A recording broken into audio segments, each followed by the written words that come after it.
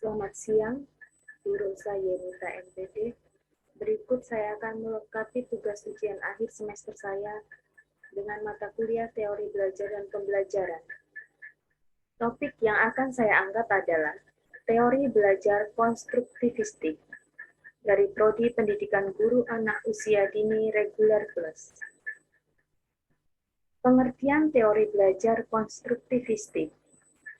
Konstruktivistik merupakan metode pelajaran yang lebih menekankan pada proses dan kebebasan dalam menggali pengetahuan, serta upaya dalam mengkonstruksi pengalaman atau dengan kata lain, teori ini memberikan keaktifan terhadap siswa untuk belajar menemukan sendiri kompetensi, pengetahuan, atau teknologi dan hal lain yang diperlukan guna mengembangkan dirinya sendiri.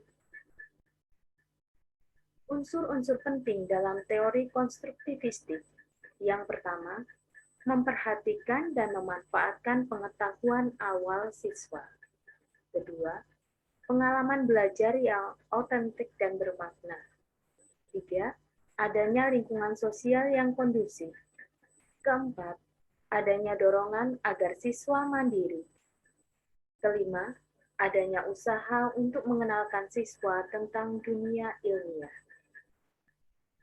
Tokoh-tokoh belajar konstruktivistik adalah Revel N. Bell dan J. Piaget. Prinsip-prinsip teori belajar konstruktivistik. Yang pertama, pengetahuan dibangun oleh siswa sendiri. Pengetahuan tidak dapat dipindahkan dari guru ke murid. Murid aktif mengkonstruksi secara terus-menerus. Guru sekedar membantu menyediakan saran dan situasi agar proses konstruksi berjalan lancar. Yang kelima, menghadapi masalah yang relevan dengan siswa. Keenam, struktur pembelajaran seputar konsep utama pentingnya sebuah pernyataan. Ketujuh, mencari dan menilai pendapat siswa. Dan yang terakhir, menyesuaikan kurikulum untuk menanggapi anggapan siswa. Penerapan teori konstruktivistik dalam pembelajaran. A. Membebaskan siswa dari belenggu kurikulum yang berisi fakta-fakta lepas yang sudah ditetapkan dan memberikan kesempatan kepada siswa untuk mengembangkan ide-idenya secara lebih bebas. Menempatkan siswa sebagai kekuatan timbulnya interest untuk membuat hubungan ide-ide atau gagasan-gagasan, kemudian memformulasikan kembali ide-ide tersebut, serta membuat kesimpulan-kesimpulan.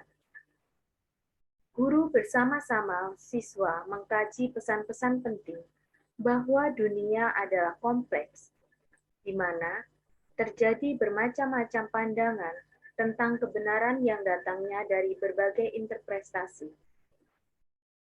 Guru mengakui bahwa proses belajar serta penilaiannya merupakan suatu usaha yang kompleks, sukar dipahami, dan tidak teratur dan tidak mudah untuk dikelola.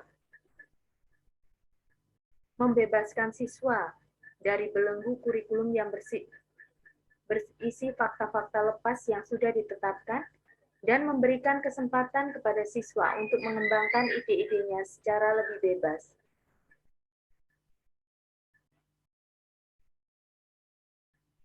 Proses belajar konstruktivistik dapat dilihat dari berbagai aspek, yaitu yang pertama, proses belajar konstruktivistik, peranan siswa, peranan guru, sarana belajar, yang terakhir adalah evaluasi hasil belajar. Tujuan dari teori belajar konstruktivistik adalah adanya motivasi untuk siswa, bahwa belajar adalah tanggung jawab siswa itu sendiri. Mengembangkan kemampuan siswa untuk mengajukan pertanyaan dan mencari sendiri pertanyaannya. Membantu siswa untuk mengembangkan pengertian dan pemahaman suatu konsep secara lengkap. Mengembangkan kemampuan siswa untuk menjadi pemikir yang mandiri. Lebih menekankan pada proses belajar, bagaimana belajar itu. Asesmen yang digunakan di sekolah saya adalah S-Learning. Apa itu assessment as learning? Penilaian yang dilakukan oleh guru dalam proses belajar mengajar. Dalam asesmen as learning, peserta didik juga dapat dilibatkan dalam merumuskan prosedur penilaian, kriteria, maupun rubrik atau pedoman penilaian sehingga mereka mengetahui dengan pasti apa yang harus dilakukan agar memperoleh capaian belajar yang maksimal. Dimulai ketika peserta didik menjadi sadar akan tujuan pengajaran dan kriteria kinerja melibatkan penetapan tujuan, memantau kemajuan, dan merefleksikan hasil. Menyiratkan kepemilikan dan tanggung jawab peserta didik untuk menggerakkan pemikirannya ke depan, metakognisi, terjadi selama proses pembelajaran. Berikut beberapa contoh yang saya ambil pada saat saya mengadakan pembelajaran dan itu juga melakukan penilaian atau as-learning. Anak-anak mengenal warna dengan bermain Lego. Di sini anak-anak dapat melihat berbagai warna dan mereka menunjukkan warna-warna yang ada di sini dengan kita sebutkan misalnya warna merah, warna kuning, warna ungu, dan lain sebagainya. Di sini juga saya pas pembelajaran, pada waktu pembelajaran, melatih motorik halus, pengenalan warna, berhitung, dan sabar.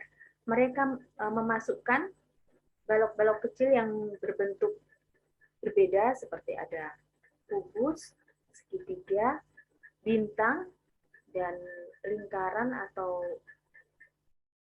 ada juga berbentuk balok.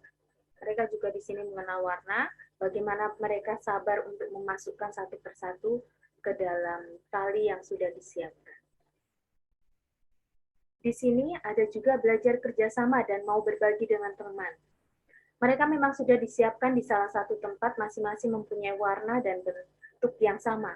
Tetapi kadang mereka juga masih mau membantu jika ada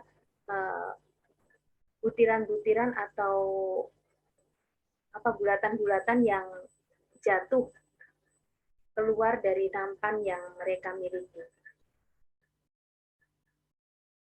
Di sini juga ada menakar jumlah tepung ke dalam gelas, keterampilan dan kerapihan. Mereka melatih keterampilan untuk menyendok dan merasakan juga motorik halusnya bahwa tepung itu rasanya seperti apa, teksturnya seperti apa. Dan mereka juga akan menakar ke dalam gelas yang sudah disediakan. Mereka juga bisa belajar berhitung, misalnya menuang dalam satu gelas 2 sendok, satu gelasnya lagi 3 sendok, dan masih banyak lagi yang dapat mereka lakukan.